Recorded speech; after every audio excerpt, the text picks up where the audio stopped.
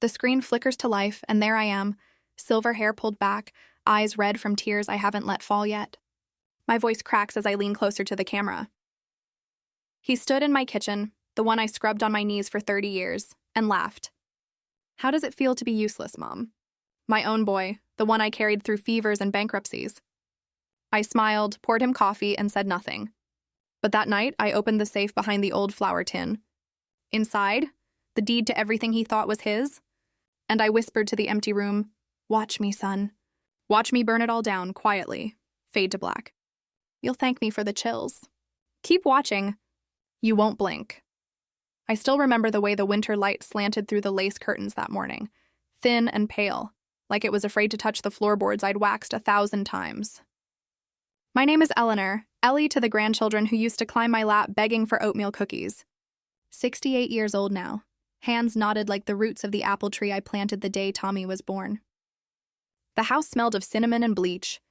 I'd been up since 4, folding his laundry because Sarah, his wife, said the dryer at their new place was temperamental. I hummed an old hymn under my breath, the one my own mother sang while ironing Daddy's shirts. The tune kept me steady.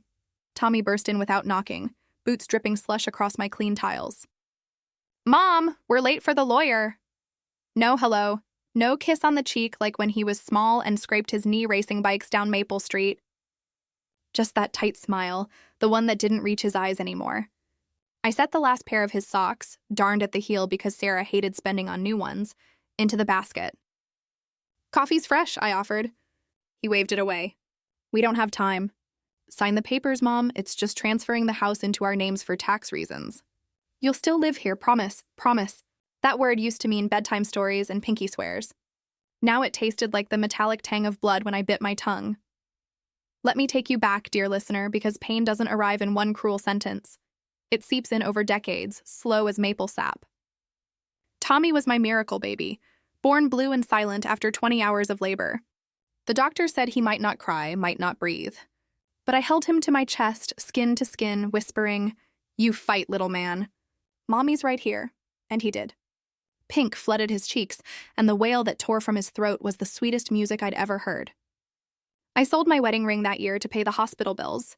George, my husband, God rest him, was between jobs again. The diamond was small, but it bought incubators and hope. Years blurred. I worked doubles at the diner, apron stained with grease and coffee, coming home to spelling tests and science fairs. Sarah entered the picture senior year of college. Pretty, sharp, with a laugh like wind chimes.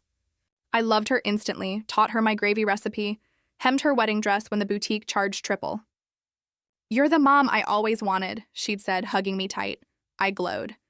When the grandchildren came, Lily with my eyes, Jack with Tommy's stubborn chin, I babysat for free, canceled my own doctor appointments to pick them up from preschool.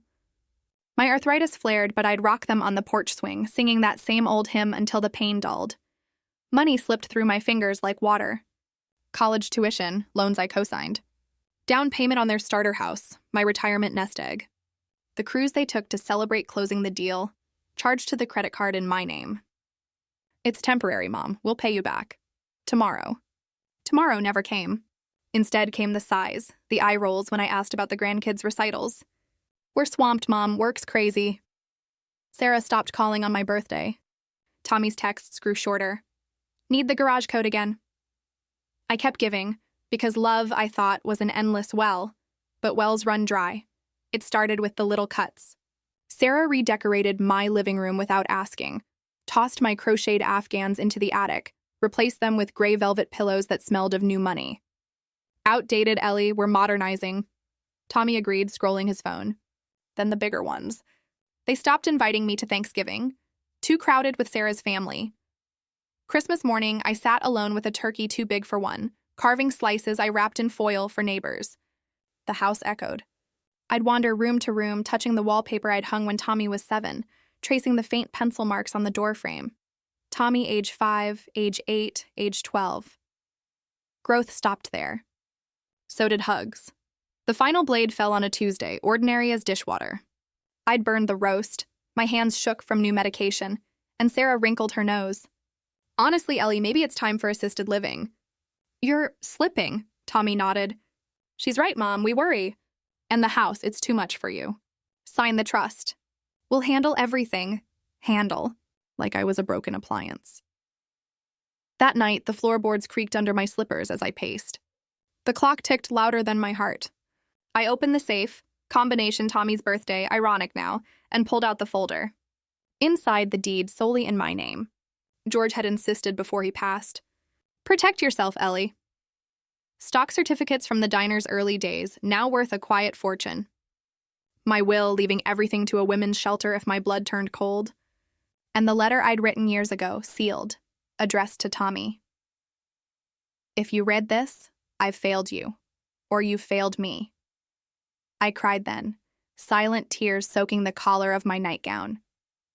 Not for the money, for the boy who used to fall asleep on my shoulder during thunderstorms, trusting the world because I was in it. Where had he gone?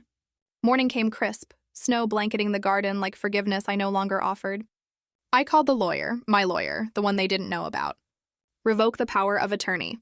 Effective immediately. Click. Then the bank. Freeze joint accounts. The locksmith arrived by noon. New deadbolts gleamed like teeth. I packed one suitcase, photo albums, my mother's Bible, the apple tree sapling in a pot. The rest, donated. Let them explain empty closets to the grandkids. They came at dusk, tires crunching salt on the driveway. Tommy's face, purple with rage, pressed against the window. Mom, open up! What the hell? Sarah behind him, clutching designer coat tight. I opened the door, just a crack, chain still latched. You changed the locks? Tommy sputtered. We own this place. No, I said, voice steady as the hymn I hadn't sung in months. I do, always did. You assumed. Like you assumed my love was a debit card? Sarah gasped. This is elder abuse. We'll sue. Sue away. I slid the revocation papers through the gap. Power of attorney? Gone, will updated. Everything goes to people who say thank you. Tommy's eyes filled. Real tears this time. Mom, please. We didn't mean, you meant every word. Useless, remember? I closed the door. Soft click, no slam. Dignity doesn't need noise. Silence settled like fresh snow. I brewed tea in my new apartment downtown. Sunrise view, no echoes. The apple sapling thrives on the balcony, leaves unfurling green and stubborn. Some mornings I walk the river path, wind whispering through my silver hair. Grandchildren? They'll find me when they're ready to apologize with actions, not words. Tommy calls sometimes, voicemail full of excuses. I delete them, not out of spite, out of space for peace. Listener, if you're wiping tears or clenching fists, know this. I didn't burn bridges. I simply stopped watering dead wood. The necklace George gave me, simple gold locket, rests warm against my skin now, holding a photo of baby Tommy. I kiss it nightly, forgiving the child, releasing the man. Sacrifice isn't martyrdom. It's seed planted in fertile ground. When the soil turns toxic, uproot. Bloom elsewhere. Your worth isn't measured in casseroles carried or checks signed. It's in the quiet morning you wake unafraid, coffee steaming, heart whole, the empty chair at my new table. It's for me. And it's enough.